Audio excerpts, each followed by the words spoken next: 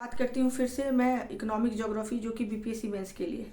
अब आती हूँ इकोनॉमिक ज्योग्राफी, चूँकि एक बहुत ही बड़ा है टॉपिक, बहुत ही बड़ा है।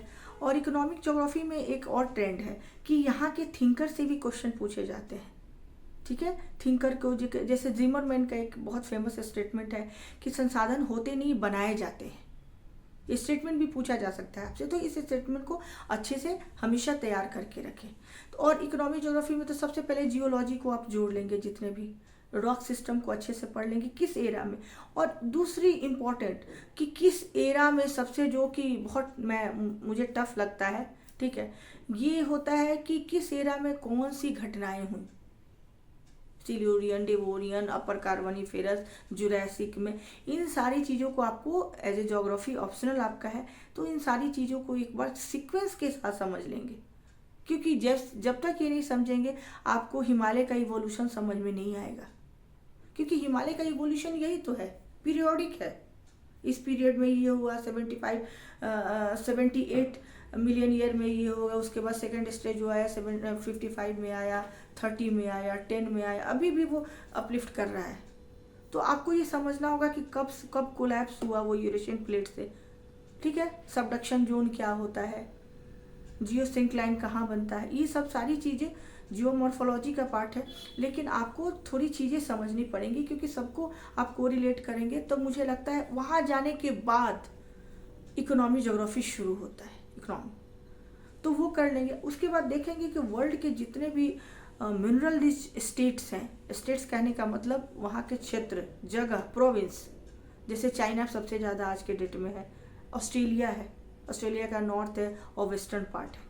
ठीक है, कॉपर का है, बॉक्साइड का है, गोल्ड का है, वाइपा क्षेत्र है जो बॉक्साइड का वर्ल्ड में सबसे ज़्यादा है, कजाकिस्तान है, यूएसए है, ठीक है, और सबसे ब्राज़ील है। ठीक है, ब्राज़ील में आयरन भी बहुत ज़्यादा है। तो इन सब चीज़ों को पहले, उस चीज़ों को, रॉक सिस्टम को आप अच्छे से समझ लेंगे। उसके बाद सेकंड काम है कि आप मिनरल्स को समझेंगे।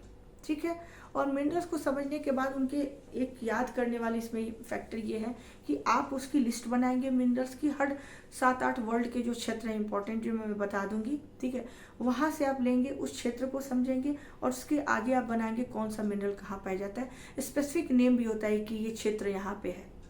निकल का कौन सा क्षेत्र है, कनाडा भी आ जाएगा निकल में। ठीक है, तो उसके बाद क्षेत्र देखेंगे, कॉन्गो रीजन में भी बहुत सारे क्षेत्र हैं, निकल, कॉपर, ये सारी क्षेत्र हैं। तो यहाँ भी आपको देखना पड़ेगा। केवल एक मिडिल ईस्ट की बात करते हैं तो वहाँ पेट्रोलियम एंड नेचुरल गैस है, बाकी कोई, मुझे नहीं लगता कि कोई मिनरल के वहाँ पे अवेलेबिलिटी है। ठीक है, तो ये सारी चीज़ें आप, जैसे यूरोप में भी बहुत ज़्यादा नहीं है, जर्मनी को अगर कोयला छोड़ दे और आयरन छोड़ दे तो बहुत ज़्यादा उधर नहीं है, लेकिन बाकी सब जगहों पे बहुत है। ठीक है, उसके बाद आप देख लेंगे जापान को ज़रूर अच्छे से कवर कर लेंगे, 4 आइलैंड्स पे जापान बना है। ठीक है, तो ये चारों को देखने के बाद, ठीक है, देखने, होन्शु सबसे बड़ा है आपको पता है, तो होन्शु ही मेन है, मेन तो आइलैंड है होन्शु ही। वहाँ पे जो भी ट्रायंगल बनता है, एक ट्रायंगल, एपरल ट्रायंगल जो बनता है, क्लॉथ का प्रोडक्शन वर्ल्ड में, ओसाका, टोक्यो, ठीक है, ये सब बनता है। वहाँ का आप देख लेंगे कि क्या क्या बनता है। ऑटोमोबाइल का वहाँ मैन्युफैक्चरिंग बहुत अच्छा है।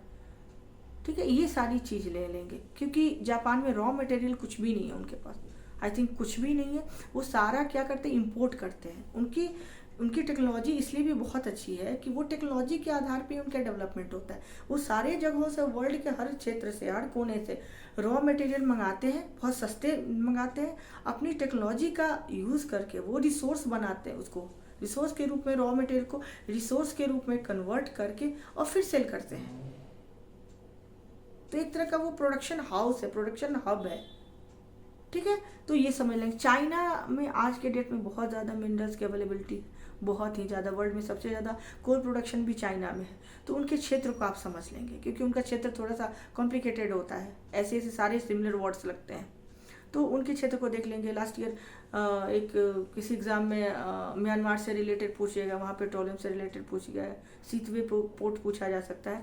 तो यहाँ से ठीक से अच्छे से इंडिया के कॉन्टेक्स्ट में आते थे कुछ, जैसे है झारखंड, उड़ीसा सबसे ज़्यादा, यहाँ से सबसे ज़्यादा झारखंड, उड़ीसा, मध्य प्रदेश, छत्तीसगढ़, कर्नाटक और राजस्थान, ये सबसे ज़्यादा यहाँ पे क्या है, मिनरल्स है।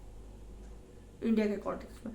तो इनको देख लेंगे कि कौन सा ये प्लेट कौन से, सबसे पहले प्लेट करें रॉक्स कौन से, आर्कियन रॉक्स हैं, कौन कौन से ये रॉक्स हैं, पुराना रॉक्स के पार्ट है, आर्कियन है, मेटामॉर्फिक है, ये सब देख लेंगे एक बार, ठीक है। उसके बाद ये क्षेत्र याद कर लेंगे, इंडिया के कॉन्टेक्स्ट में देख लेंगे। इंडिया के कॉन्टेक्स्ट में जो पूछा जाता है, चाहे वर्ल्ड वाइड कॉन्टेक्स्ट में भी, वो प्रोडक्शन पूछा जाता है, रैंकिंग पूछा जाता है, कोल का रैंकिंग नंबर 1 कौन है।